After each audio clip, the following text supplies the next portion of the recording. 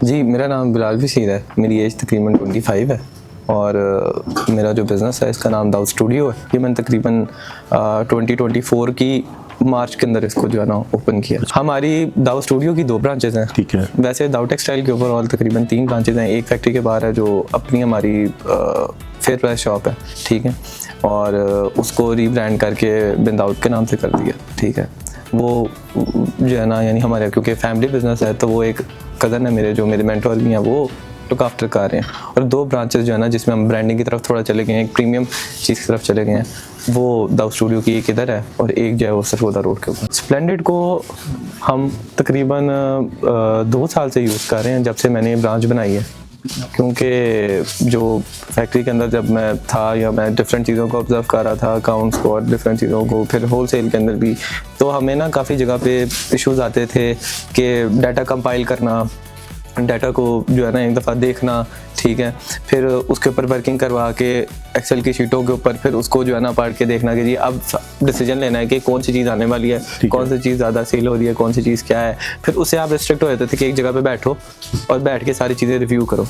मेरे माइंड में ये था कि मैं इन सारी चीज़ों को क्लाउड बेस्ड लेके चलूँ ताकि एक्सेस ईजी हो जाए हर जगह के ऊपर। डेफिनेटली कोई बंदा कहीं ट्रैवल कर रहा हो, और फिर लाजमी सी बात है कि रिटेल बिजनेस में तकरीबन आपको फिजिकल प्रेजेंस अपनी चाहिए होती है। और हम लोग जब मैन्युफैक्चरिंग से B2C की तरफ डायरेक्टली खुद आ रहे थे तो वहाँ पे हमारा विजन भी यही था कि ओवर द ईयर्स यानी तकरीबन 5 साल में 10 साल में हम पहले पंजाब को कवर करें, फिर सिंध को कवर करें, ऐसे हम मेजॉरिटी सिटीज़ के अंदर अपनी ब्रांचेस को इस्टेब्लिश करें। क्योंकि कस्टमर बेस हमारी तकरीबन 60 ईयर्स से हमारा जो है ना एक नाम अल्लाह का शुक्र है पाकिस्तान में है, तो उसी को अब हम जो है ना वो कैश आउट करें कस्टमर्स की ट्रस्ट को और हर चीज़ को अपने पास फुटफॉल क्रिएट करके।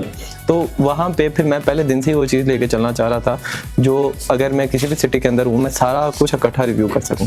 स्टैंडर्ड अकाउंट से पहले क्विक बुक्स यूज़ कर रहे थे, जो हमारी सबसे पहली शॉप हमने बनाई थी ना, जो मेरे कज़न लुक आफ्टर कर रहे थे, उसके अंदर वो यूज़ कर रहे थे POS का गवर्नमेंट की तरफ से इंटीग्रेटेड सिस्टम होता है कोई, तो वो उसका एग्जैक्टली नेम तो मेरे माइंड में नहीं है, लेकिन वो सर्वर बेस्ड था। उसके अंदर आपको रिक्वायर्ड होता था कि आपने सर्वर रखना है, सर्वर का एक्सेस होगा तो वो चीज़ जो है ना मॉनिटर होगी। तो उन चीज़ों से अपने आप को आप समझ लें कि सेव करने के लिए और चीज़ों को इजी और स्मूथ करने के लिए तो मैंने फिर ये जो है ना इसको चूज़ किया। It's very easy, very accessible and it meets all your requirements. एक तो रिटेल के बिज़नेस की ना नेचर काफ़ी डिफरेंट है बाकी कामों से।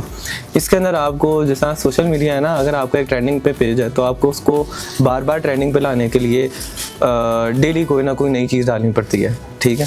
रिटेल का भी बिज़नेस ऐसे ही है। अगर आपने अपनी रेंज, अपनी वैराइटीज़, अपनी चीज़ों को डेली अपडेट नहीं किया, ठीक है, इधर हर वीक कोई ना कोई नई आपकी क्रिएशन नहीं आई, तो आपका जो कस्टमर है ना, एक तो वो रिपीट होना कम हो जाता है, आपका फुटफॉल उससे काफ़ी इफेक्ट होता है और आपकी सेल काफ़ी डाउन चली जाती है।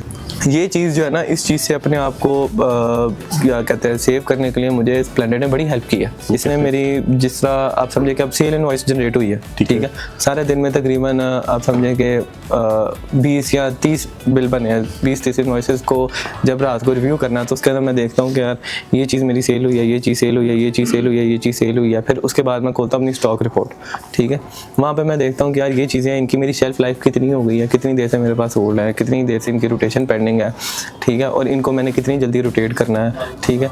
उससे फिर मुझे फ़ायदा ये मिल जाता है कि जब मैं स्प्लेंडिड से उन सारी चीज़ों को एक्सेस करके देख लेता हूँ ना, फिर मैं अपनी अगली चीज़ डिसाइड कर लेता हूँ उसी दिन रात को बैठ के, और उसका पूरा एक प्लान बना के अगले वीक के लिए, उसके हिसाब से फिर अपनी प्रोडक्शन और अपनी जो है ना चीज़ों को सोर्स करना और हर चीज़ करना, और फिर मैं उसके हिसाब से डिसाइड करता रहता हूँ साथ साथ। जो मुझे सबसे अच्छा लगा ना वो ये लगा कि जो आपका एक डैशबोर्ड है ना, ठीक है, वो समरी बड़ी अच्छी देता है। आप एक तो मुझे लास्ट वीक का कंपैरिजन भी उसके ऊपर दे देते हैं, लास्ट मंथ का भी कंपैरिजन दे देते हैं, ठीक है, येस्टरडे का भी कंपैरिजन दे देते हैं, और उसके ऊपर इस वीक का, इस मंथ का और इस दिन का अलग वो आ रहा होता है। फिर नीचे जो ट्रेंडिंग प्रोडक्ट्स होते हैं 3 या 4 मेन, वो भी आ रहे होते हैं, फिर जो मेन कस्टमर्स होते हैं 3-4 वो भी आ रहे होते हैं।